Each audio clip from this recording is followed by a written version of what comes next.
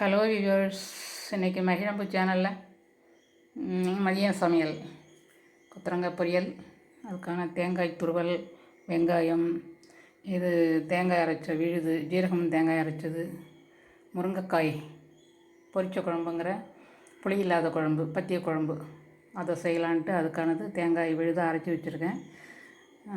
பருப்பு துவரம்பருப்பு வேக வச்சு பைத்தம்பருப்புலாம் செய்யலாம். அதில் முருங்கைக்காய் போட்டு மிளகாப்பொடி, மஞ்சப்பொடி, உப்பு, சாம்பார் பொடி போட்டுக்குவோம். அதில் கொத்தமல்லி தூள் அதெல்லாம் போட்டு வேக வச்சு வெந்ததுக்கப்புறம் இந்த தேங்காய் ஜீரகம் அரைச்ச விழுது அதில் கரைச்சி ஊற்றுறது. அதுதான் வடகம் தாளிப்போம், கறி வடகம் தாளிக்கிறது. பொரிச்ச குழம்புன்னு சொல்கிறது. இது பத்திய குழம்பும் கூட, புளி இல்லாத பத்தியம். தவிர இது உலை சாதத்துக்கு, பருப்புக்கு குக்கர். தேங்க்யூ.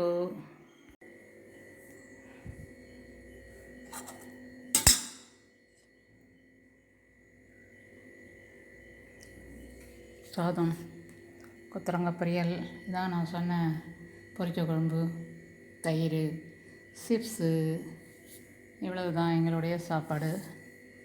2 பேருக்கானது இவ்வளவு தான்.